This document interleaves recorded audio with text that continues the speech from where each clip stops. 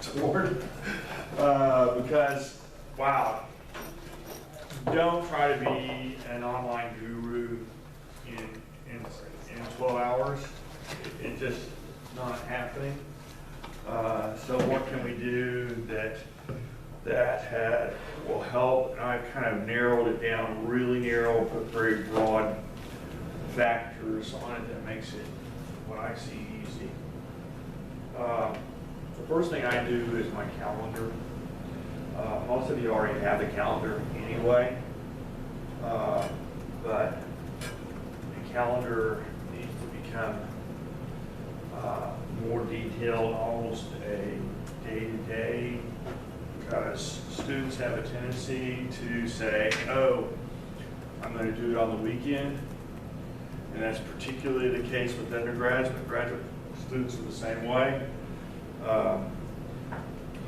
And you can see this one is designed for an online class that I have already. This is the first week of theology of worship, which was an 8-hour class, and you can see it opens on Wednesday, and the first response is due on Thursday.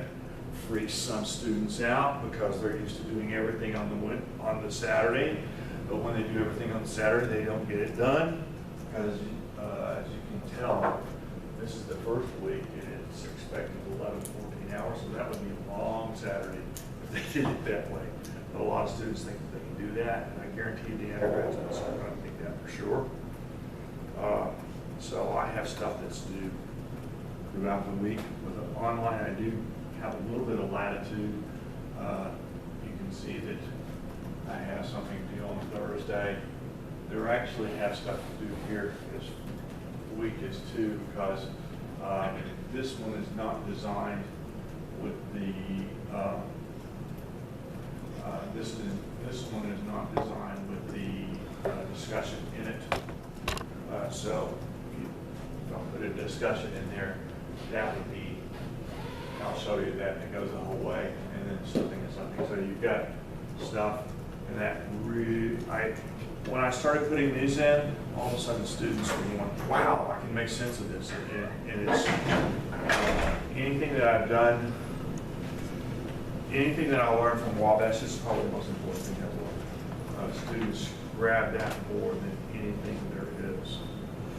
So I haven't finished working my schedule for this time, but I started working over it on the weekend, and this is what it begins to look like, so that they have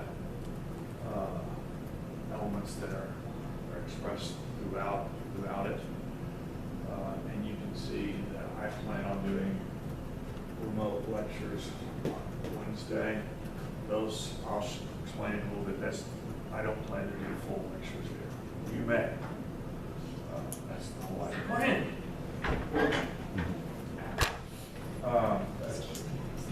This is a graduate class or undergrad? This one is an undergrad class. The previous one I had was a graduate class. Okay, so you're not just meeting on one day.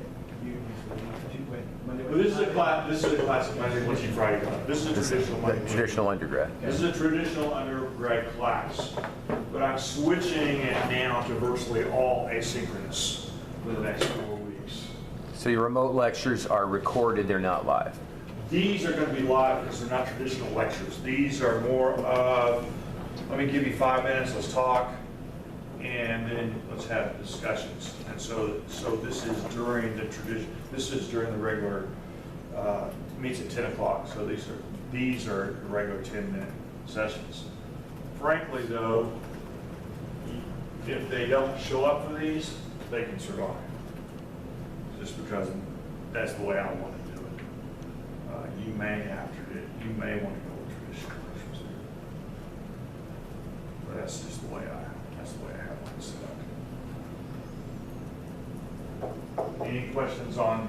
So are you going to be doing some recorded lectures, or Yes, depending on the books to bring all the content? Okay. Okay. I've been working on it all weekend. Yeah. So your remote lecture, are you doing it at the same time in a live classroom, are you posting something that you've already? I'm going to do some postings, and I'll show those in a moment. But this, where it says remote lecture, this is basically a Google Hangouts where you can sit and discuss with me what you've done. I can also do it by email and stuff like that, but this is where they go. Just to know how many people can be in a Google Hangout. 25. 100. A Google Meet or a Google Hangout is 25 unless they've changed that recently. Yeah. Zoom can do 100, but you only have 40 minutes if you're using the free version of Zoom. But there is a thing called, Google has been changing some things in the past couple of days, so I don't know if they've opened it up, but classically it's been 25. But Zoom, you said you can do 100, but only 45 minutes.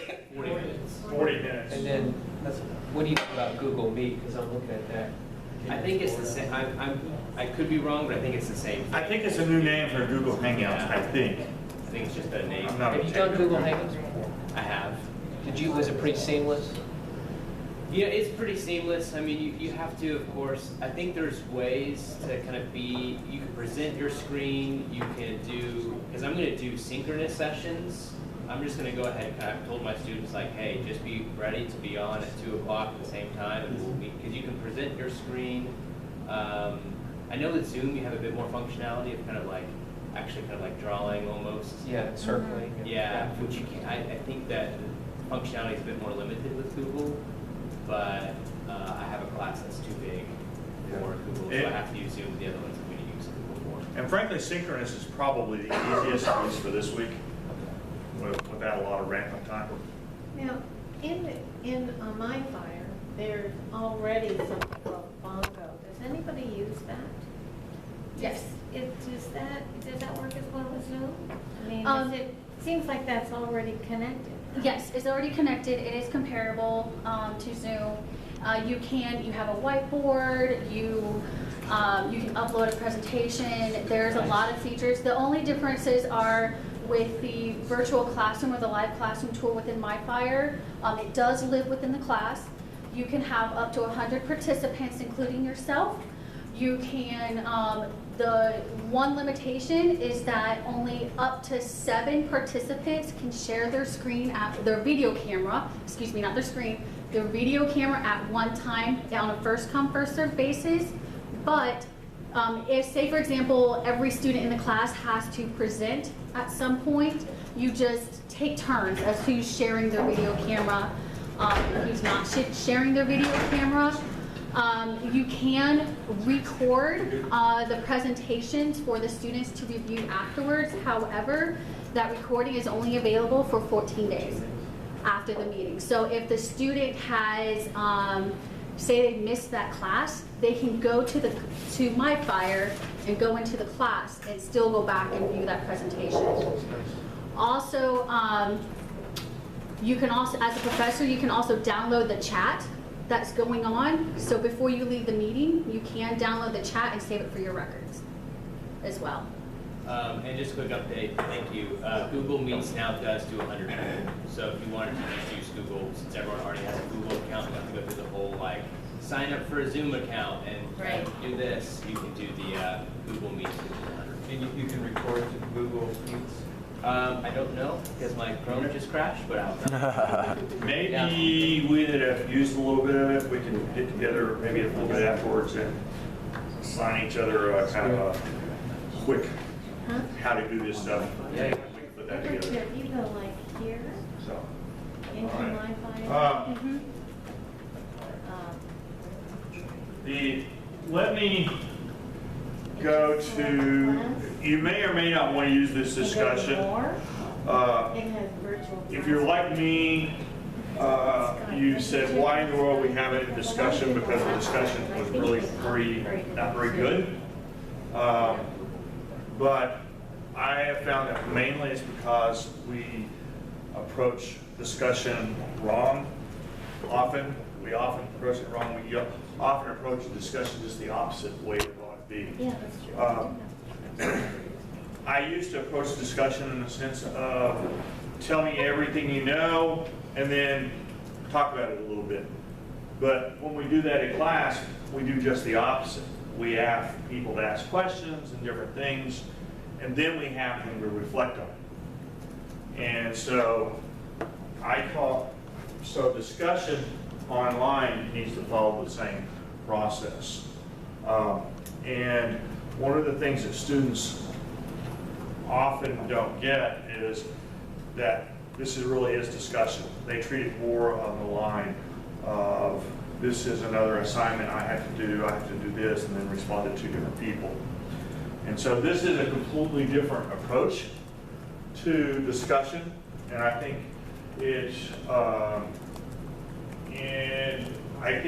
this might actually be a great time for people to students to get used to it, because most of the students you're working with have never done online or done very little online, so they're used to traditional discussion. So I think you can set it up fairly easily. Ask a question. This is not us asking a question, this is them asking a question. So they are, you have them say, I want you to read this article, or I want you to view this video. And I want you to find 1 question or 2 questions that intrigue you in some way. You can write the question however you can ask that, but the idea is to prompt them to engage issues that they haven't thought about before. So that's the question. Such a question might be, what in this lecture has made you think differently about this subject? And what would you like to learn more? So you ask that question. So in the process, you're going to have several different responses. In my class, I use small groups for various different things. And I'm going to use this on the same one. I'm going to suggest that they work in the same groups, but it's going to be posted for all. In other words, everybody's going to be able to see it, but I want you to only respond to the 3 people that you normally respond to in class anyway. You can look at what other people are talking about, and if you really get anxious and want to jump into theirs, you can, but that's not the whole point. So you're answering each other's questions on the second day. The third day, remember this is a class time anyway, right? So they have time. They better have time, because they've set aside that hour to do it anyway. Is they're refining the question. This is a refining of this question here. So now this very general question they've asked, how do I do it? Now they're asking it very specifically. So now the response is, what based upon these questions, and so you've got a group of 4, then you'll have 4 questions, right? So you have things they're talking about, things that maybe needs to be addressed that we haven't addressed, things like that. The next one, this is not a discussion. This is that 300 to 450 word response that says, here is what I have learned. Which, if you were like me, I used to start out with this over here and got no discussion except for, oh, that looks really nice. I really like your ideas. That makes sense? Questions, ideas there? How do you monitor Tuesday the students' interaction with each other? I'm sorry? How do you monitor the interaction questions? Your discussion board, I use this on the fire discussion board. So it's there, so you can get involved or as much as you want. You can, some get involved immediately and jump into those and say, hey, have you thought about this? Have you thought about that? Da, da, da, da, da. I usually do it just the opposite. I usually, at the end of the week, go back and say, here's what we have thought about. Here's what you have discussed, and engage it there. You can go either way or a combination of both. So are they posting this Yes. every day? Yes. Okay. During class every day, right? Yeah. Yeah, yeah. 3 days a week. Yeah. They're in class 3 days a week. So, I mean, this by Tuesday, it means, so if you think about, I mean, you can be flexible on these time periods. You can say Monday or Tuesday or Wednesday, that types of thing. And so, and I'm not really hard nosed that you got to have it in at 10 o'clock. I just say you have to have this process and you have to have it within this general time frame. Do you have an example? Because I require questions for my students. Yes. In their readings, but a lot of the questions that I get are just so weak. Yeah, I don't know that you'd be able to do this you with- can get questions. For instance, the class that back here, that is that one. So this is on framing worship. A typical first question that I have is how has the presentation, and it's usually based, this first one I have is really always based upon the presentation that I have, and I'll show you how I did these presentations in a moment. A typical question here is how does your understanding of liturgy changed since you read this question? Ask that to yourself. Ask the other ones, what would you like to see, or what did you not learn that you would like to have more information on? That's the question. I don't know exactly how to frame, but that's the basic question. Is how does this prompt you to re-understand liturgy, since that a lot of times we don't even use the word liturgy. We use the term order of worship or something like that. So how does using the term liturgy change, and ask questions of I usually have it something ask questions of the presenter. So it's a lot of times ask a question to Dr. Tackett about such and such, which I don't answer, by the way. I'll let them answer. And then I come back towards the end of the week and answer, if they haven't engaged it. Does that make, I don't know if I answered your question. So on the refining the question for Wednesday, Yeah. that one, if they interacted, do students still want to ask, or even if it's asking a refined question, or do they want to start analyzing? You can change this. Okay. I mean, this is just one sample of the dynamic. The point is that you have started not with tell me everything, but started with how can I find something out? Okay. And they are discussing how they understood the lectures, the readings, whatever it is, and how is it changing their thought processes. That's the whole idea of these dynamics. And so them refining their question here, because they will nearly always, at this point, start asking these questions that will end up them refining their questions. Some do it better than others, obviously. But the whole point here is that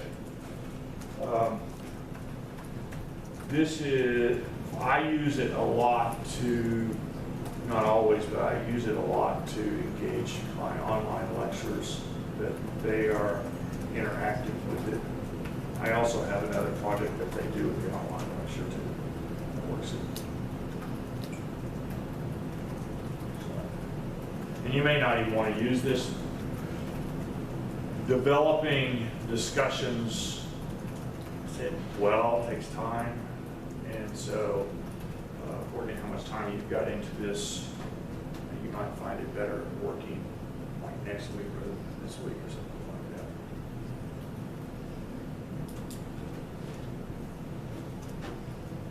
that. Yeah. Okay. Here's another approach. This is in the industry known as Jigsaw.